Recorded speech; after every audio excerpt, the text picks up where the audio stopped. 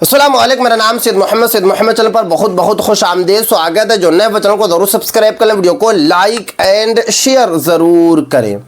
High court का सख्त आदेश, EVM की जांच, बीजेपी में हड़कंप। ये वाली जो वीडियो है पूरे भारतीय के लिए काफ़ी ज़्यादा इम्पोर्टेंट है, क्योंकि हाई कोर्ट का सख्त आदेश आ चुका है। ईवीएम की जांच होगी। कौन सा हाई कोर्ट ने सख्त आदेश दिया है, कहां का ईवीएम को जांच किया जाएगा, पूरी की पूरी जानकारी मैं आपको इस वीडियो में दूंगा। क्योंकि अभी 2 से 3 राज्यों में चुनाव होने जा रहा है। बंगाल, असम, ये दोनों राज्य जो है बड़ा राज है।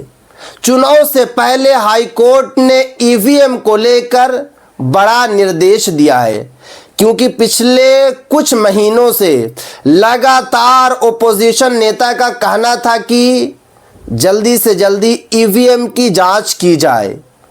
क्योंकि जब भी बीजेपी सरकार जो बना रही है ईवीएम के ज़रिए बना रही है। अभी बिहार में चुनाव हुआ और आपने देखा कि एक तरफा चुनाव हुआ, यानी कि तेजस्वी यादव दूर दूर तक नहीं दिखे, राहुल गांधी दूर दूर तक नहीं देखें। काफ़ी ज़्यादा उम्मीद थी कि इस बार जो है तेजस्वी यादव कुछ ज़्यादा सीट लाएंगे, बट आपको पता है कि एक तरफा हार गए। चलिए तो अब मैं आपको बताता हूं कि हाई कोर्ट ने क्या निर्देश दिया ईवीएम को लेकर। वीडियो को आप लोगों को लास्ट तक देखना है, कहीं पर भी बिल्कुल भी स्किप नहीं करना है। ईवीएम को लेकर बड़ा कोर्ट का फैसला, यानी कि कोर्ट का बड़ा फैसला आ चुका है। बॉम्बे हाई कोर्ट ने पहली बार चुनाव के बाद ईवीएम जांच की अनुमति दी, यानी कि बॉम्बे हाई कोर्ट ने सख्त आदेश दिया है कि ईवीएम की जल्दी से जल्दी जांच होनी चाहिए। उसके बाद आगे देखिए, मामला महाराष्ट्र 2024 विधानसभा चुनाव से जुड़ा है। याचिका कांग्रेस नेता नसीम खान ने दायर की। जब 2024 में विधानसभा चुनाव हुआ महाराष्ट्र में, एक तरफा बीजेपी की सरकार बनी। उसके बाद नसीम खान जो कांग्रेस के नेता थे, उन्होंने हाई कोर्ट में केस दर्ज किया ईवीएम को लेकर। अब जाकर जो है हाई कोर्ट ने सख्त आदेश दिया है कि ईवीएम की जांच होनी चाहिए। और जब से बॉम्बे हाई कोर्ट ने आदेश दिया, उसके बाद से ही पूरे भारत में हड़कंप मचा हुआ है, क्योंकि अभी विधानसभा का चुनाव आने जा रहा है और बड़े बड़े राज्यों में चुनाव है। और ये वाला आदेश से पूरे भारत में हड़कंप मचा हुआ है, खास करके बीजेपी में सन्नाटा छा चुका है। उसके बाद आगे देखिए, कब और कैसे होगी जांच, यानी कि ये वाली जांच कैसे होगी। 16-17 अप्रैल को मुंबई में ईवीएम की जांच होगी, यानी कि आज जो डेट है 10 अप्रैल है। 6 दिन के बाद यानी कि 16-17 अप्रैल को मुंबई में ईवीएम की जांच की जाएगी। जांच करेगा भारत इलेक्ट्रॉनिक्स लिमिटेड, यानी कि BEL करेगा ईवीएम की जांच। उसके बाद आगे देखिए, करीब 5% मशीनें, लगभग 20 ईवीएम की जांच की जाएगी। यानी कि यहाँ पे साफ साफ बताया जा रहा है कि 20 ईवीएम की जो है जांच की जाएगी 16 और 17 अप्रैल को। क्या क्या चेक होगा, यानी कि जब जांच होगी तो इसमें क्या क्या देखा जाएगा, तो यहाँ पे बताया जा रहा है कंट्रोल यूनिट, यानी कि डेटा और रिजल्ट जो है चेक किया जाएगा। उसके बाद बताया जा रहा है कि बैलेट यूनिट, यानी कि वोटिंग डिवाइस भी जो है चेक किया जाएगा। उसके बाद जो है कि पेपर स्लिप वेरिफिकेशन भी चेक किया जाएगा। माइक्रो कंट्रोलर और वन मेमोरी का टेक्निकल ऑडिट, ये भी जो है चेक किया जाएगा। ये सब चेक किया जाएगा कि ताकि सही तरीके से चुनाव हो रहा है या फिर नहीं हो रहा।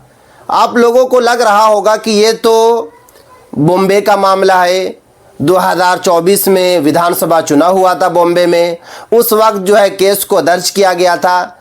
अब क्या है मतलब, अभी तो मतलब है, क्योंकि जितने भी ओपोजिशन नेता हैं वो इस वाले फैसला से खड़ा हो चुके हैं। लगातार सरकार से मांग कर रहे हैं, लगातार सुप्रीम कोर्ट से मांग कर रहे हैं कि पेपर से चुनाव कराया जाए, क्योंकि अगर ईवीएम से होगा तो यही रिजल्ट आता रहेगा। जिस तरीके से बिहार में रिजल्ट आया, जिस तरीके से और जगह रिजल्ट आ रहा है, इसीलिए पेपर से रिजल्ट कराया जाए। उसके बाद आगे देखिए, जांच का मकसद, यानी कि जांच क्यों कराई जा रही है, ये पता लगाने की ईवीएम में कोई छेड़छाड़ या मॉडिफिकेशन हुआ या नहीं। यानी कि इसलिए जो है जांच की जा रही ईवीएम की, इसमें कोई छेड़छाड़ी तो नहीं की गई, क्या इसमें जो है वोट को सेट तो नहीं किया गया। चुनाव प्रक्रिया में पारदर्शिता बढ़ाना, इसलिए किया जा रहा है ईवीएम की जांच, ताकि चुनाव जो है साफ सुथरे तरीके से हो, सही तरीके से चुनाव हो, चुनाव में गड़बड़ी ना हो। क्योंकि आपने भी देखा होगा कि लगातार जो है ईवीएम को लेकर अलग अलग लोगों की ओपिनियन आ रही है, भारतीय अलग अलग जो अपनी अपनी बातें रख रहे हैं। और बिहार में जब चुनाव हुआ तो आपने भी देखा होगा कई जगह जो है ईवीएम पकड़ी गई, ट्रक पर, बस पर, इस तरीके से मामला जो है बिहार में आया। चुनाव और राजनीति से जुड़ी बातें, अब यहां पे जैसे कि कुछ बातें बताई गई, जैसे कि बताया जा रहा, विपक्ष लगातार ईवीएम पर सवाल उठा रहे हैं।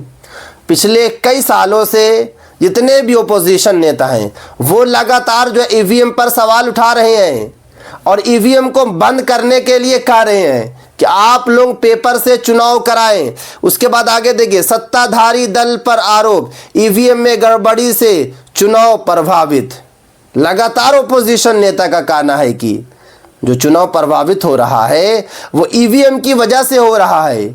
बीजेपी जो लगातार एक तरफा जीत रही है, ईवीएम की वजह से जीत रही है। ये मैं नहीं कह रहा, ओपोजिशन नेता कह रहे हैं। जितने भी बड़े बड़े ओपोजिशन नेता हैं, राहुल गांधी हो, तेजस्वी यादव हो, अखिलेश यादव हो, असदुद्दीन ओवैसी साहब हो, या फिर पप्पू यादव हैं, जो भी बड़े बड़े नेता हैं ओपोजिशन में, उन सभी का यही कहना है कि बीजेपी की जो लगातार जो है सीट बढ़ती जा रही है, वोट, असल वोट नहीं पड़ रहा है, वो ईवीएम की गड़बड़ी। उसके बाद आगे देखिए, चुनाव के समय बड़े बड़े वादों और घोषणाओं पर भी जो है सवाल किया जा रहा है कि बीजेपी हमेशा जो है बड़ा बड़ा सवाल करती है, बड़ी बड़ी भाषण देती है, मगर चुनाव के बाद जब जीत हो जाती है तो वो भाषण कहाँ चला जाता है, वो बयान कहाँ चला जाता है, वो घोषणा कहाँ चली जाती है। पश्चिम बंगाल में आपको पता है कि विधानसभा चुनाव आने जा रहा है। जोरों शोर से सभी लोग मेहनत कर रहे हैं, जोश व खरोश के साथ मेहनत कर रहे हैं। जितनी भी पार्टियां हैं, इंडिया अलायंस हो, एनडीए गठबंधन हो, या फिर ममता बनर्जी की, जो भी वहाँ पे है, सभी लोग जो है काफ़ी ज़्यादा मेहनत कर रहे हैं। और आपको पता है कि असदुद्दीन ओवैसी साहब भी वहाँ पे मेहनत कर रहे हैं, काफ़ी मेहनत कर रहे हैं, क्योंकि असदुद्दीन ओवैसी साहब ने भी जो है गठबंधन कर लिया है। आपने भी देखा होगा कि हुमायूं जो कबीर है वहाँ के, उनसे उन्होंने गठबंधन कर लिया है। एक दो रैली भी वहाँ पर जो है अभी तक हो चुकी है।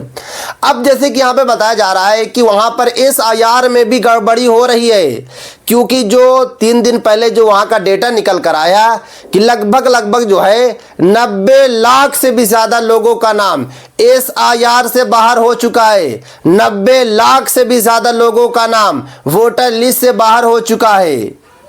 इसीलिए तो ममता बनर्जी लगातार सुप्रीम कोर्ट गई और सुप्रीम कोर्ट से यही मांग की ममता बनर्जी कि बंगाल में एसआईआर नहीं होना चाहिए। मगर चुनाव आयोग ने बंगाल में एसआईआर कराया और वहां पर लाखों लोगों का नाम जो है एसआईआर से बाहर हो गया।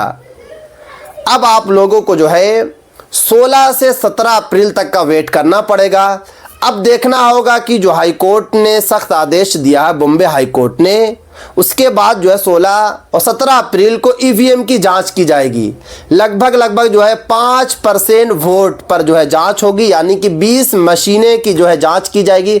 अब उसके बाद देखना होगा कि क्या उसमें छेड़छाड़ी हुई थी या फिर गड़बड़ी हुई थी। आपको पूरी की पूरी जानकारी जो है इसी चैनल पर मिलती रहेगी। तो चैनल को आप लोग सब्सक्राइब कर लें, बेल आइकन को ज़रूर प्रेस कर लें और इस वीडियो को जो है ज़्यादा से ज़्यादा शेयर करें। जितना हो सके इस वीडियो को शेयर करें, पूरे भारतीय तक ये वाली वीडियो को ज़रूर पहुँचा दें, ताकि सभी के पास जो है वीडियो चली जाए और सभी लोगों को पता चल जाए कि कहाँ कहाँ ईवीएम की जांच हो रही है, और अभी तो हाई कोर्ट ने आदेश दिया है, हो सकता है कि आने वाले वक्त में जो है सुप्रीम कोर्ट का भी सख्त जो है आदेश आए।